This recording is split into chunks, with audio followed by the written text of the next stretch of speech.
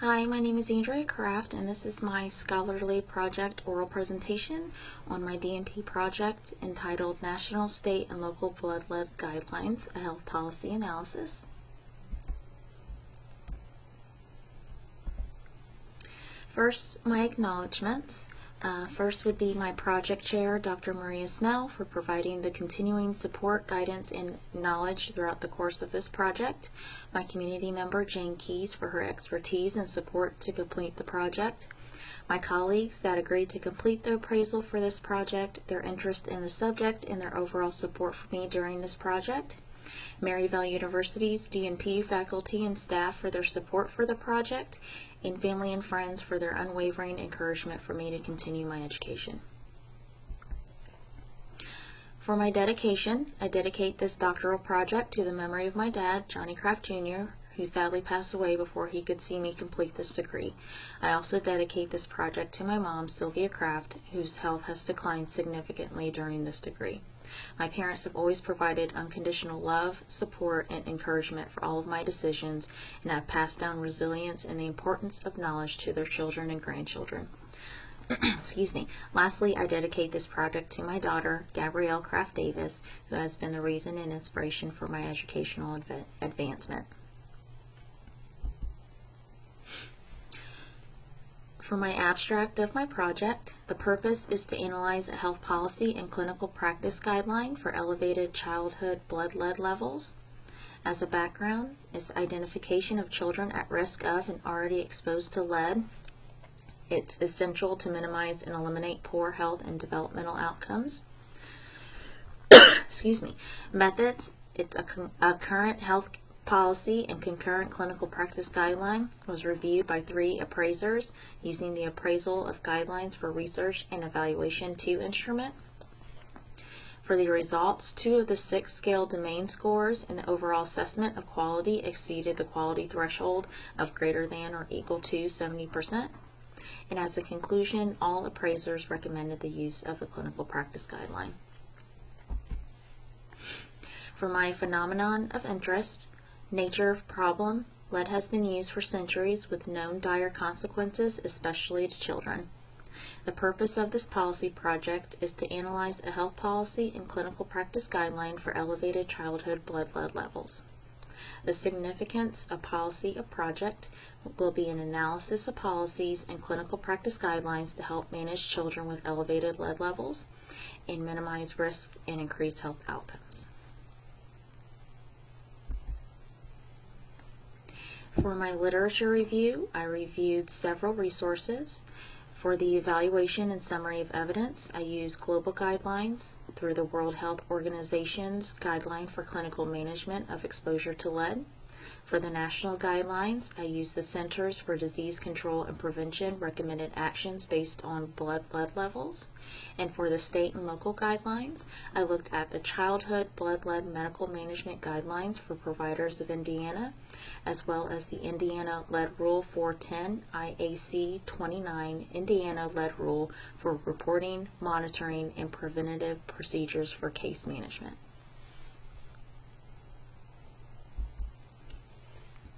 Here are the themes that I found through my literature review: screening, requirements and recommendations, risks of exposure, blood reference value or threshold, blood test source, confirmatory testing, and interventions and follow-up.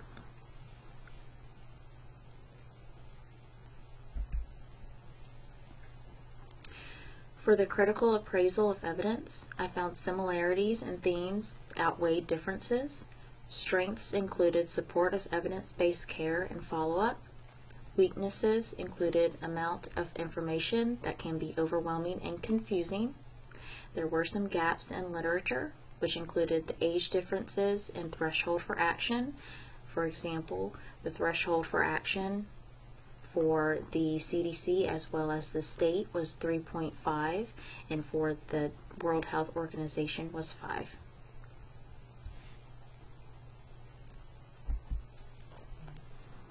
For the theoretical framework of my project, I used several resources, including Pettigrew and Witt's Model of Strategic Management of Change, That model was expanded by Lofgren. Collins' expansion of Eugene Bardak's eightfold policy framework, which includes define the problem, state the problem, search for evidence, consider different policy options, project the outcomes, apply evaluative criteria, weigh the outcomes, and make the decision, as well as the CDC's policy analytical framework, which includes identification of the problem, identification of a policy solution, and creating a plan for implementation.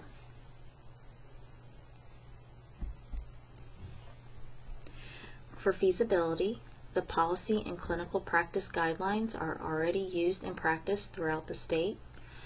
The resources that I found were free to use off of the internet.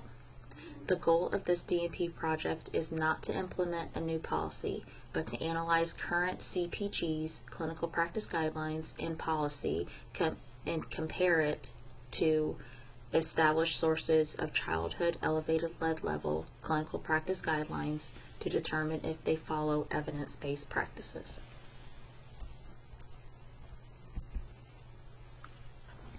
For my methods, this was a health policy analysis for the Indiana Childhood Elevated Blood Lead Management Guidelines. I used the Appraisal of Guidelines for Research and Evaluation instrument, otherwise known as the Agree To. And the Agree To, it can be done either on paper or through email or an electronic platform through PDF. And so I use the electronic platform for ease for my appraisers. And I used that to collect and analyze the data. I also used Microsoft Excel to analyze and compile data into graphs and charts.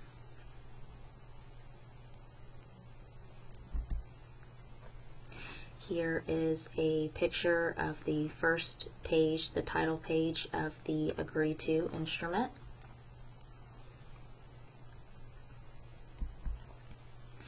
And the next slides are copies of the Childhood Blood Lead Medical Management Guidelines for providers in Indiana.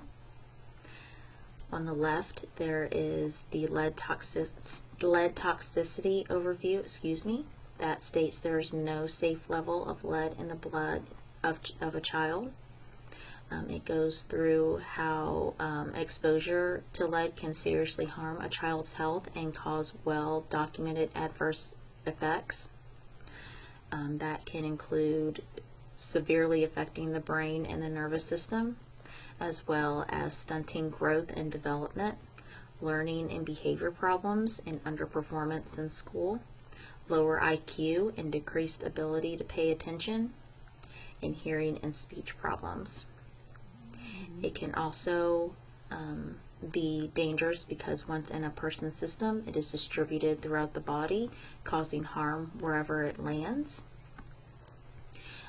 There is some American Academy of Pediatric recommendations, as well as a list of populations at higher risk of lead exposure, including children from low-income households, immigrants and refugee children from less developed countries, some African American children, and those from other races and ethnicities due to poor housing, those living in housing built before 1978, and children younger than age 6 due to their hand-to-mouth activity as well as their curiosity.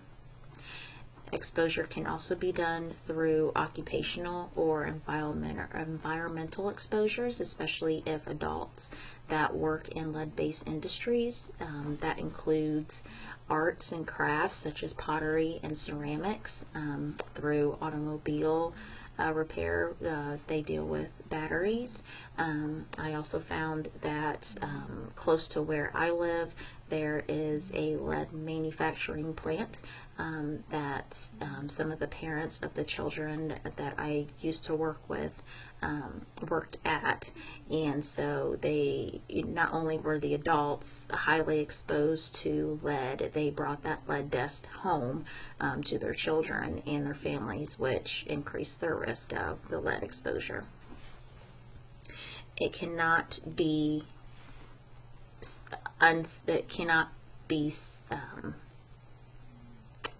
said that just homes that are built in 1978 are at increased risk.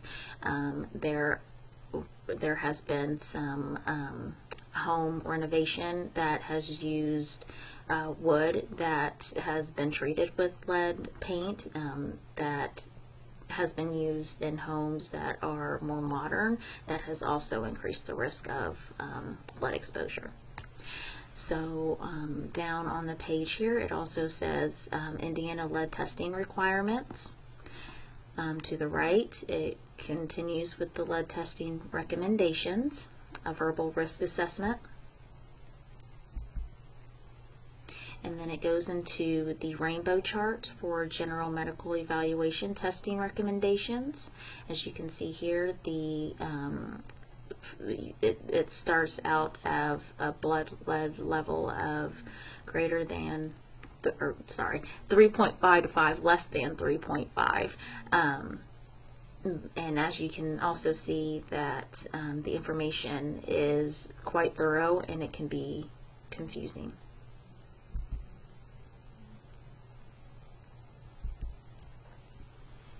For methods, my budget was $426.05.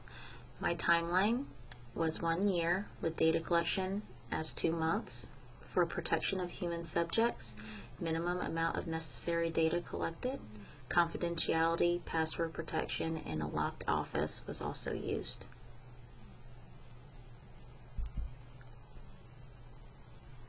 This is a pie chart that depicts the number of items for domains and overall assessment on the agreed to. There were 6 domains: scope and purpose, rigor of development, applicability, stakeholder involvement, clarity of presentation, and editorial independence. And then there were 2 overall questions about guideline assessment. In the pie chart here, it shows how many questions are in each of the domains. This chart depicts total points possible to total points awarded for each domain.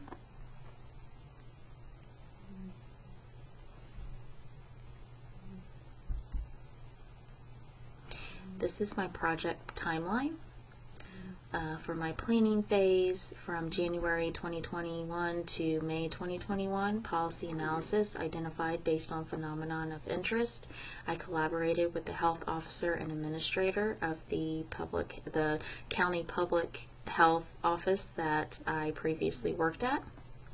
From July 2022 to May 2022, I departed from my initial project setting, but I did collaborate with Maryville University and my project chair to continue my project. From May 2022 to August 2022, I conducted a literature review and identified themes. From August 2022 to December 2022, my setting was approved, collaboration with Maryville University project chair, and the IRB through Maryville was approved. They approved my project, August 2023 to October 2023, collaboration with stakeholders and guideline presented to stakeholders for review. And then from October to December 2023, data analysis following the agreed to instrument instructions and finalized and presented to project chair. Moving forward with the information I found, this is a chart that shows the scale, domain, and overall assessment quality scores. This breaks down each domain, as well as the number of appraisers, number of items, minimum possible score, maximum possible score, obtained score, and scale domain score.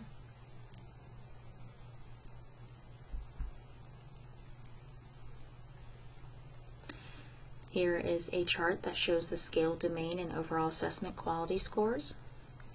For my project, I use a threshold of greater than or equal to 70%. As you can see, domain 1, domain 4, and the overall assessment for quality passed that threshold. Here's a another breakdown for overall guideline assessment and the quality. I had 3 appraisers, 1 item. The minimum possible score was 3, maximum was 21. I obtained a score of 19, and the scaled score was 89%. This is a comparison of total possible and awarded points for the overall assessment.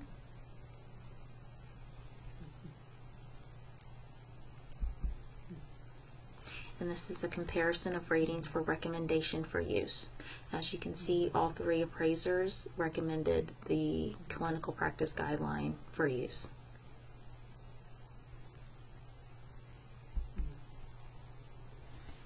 So in my findings, I did find some limitations, including unintended consequences, which was lack of knowledge of the agreed to appraisal tool, and discovery of need for more education on lead exposure, as well as the need for increased staffing. There were some missing data that we found in the clinical practice guidelines, including stakeholder involvement, strengths and benefits, and barriers to care, as well as directions for updating the guidelines.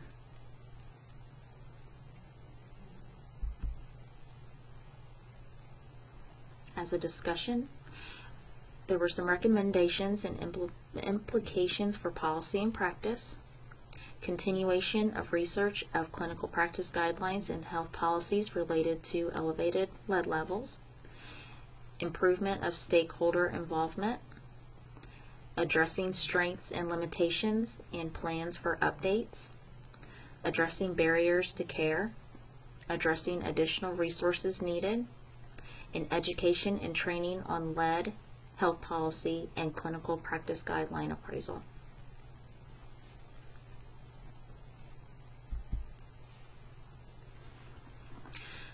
Throughout my project, I did use some DNP essentials, including scientific underpinnings for practice, clinical scholarship and analytical methods for evidence-based practice, healthcare policy for advocacy in healthcare, clinical prevention and population health for improving the nation's health, as well as advanced nursing practice.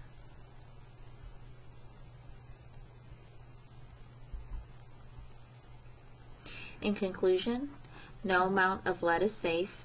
Children are at increased risk of lead exposure. Advanced practice nurses can advance advocacy for positive health outcomes, and clinical practice guidelines provide direction for decision making.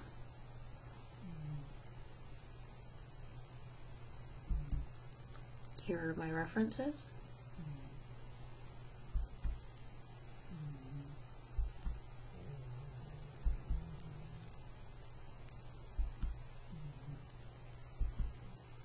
And thank you.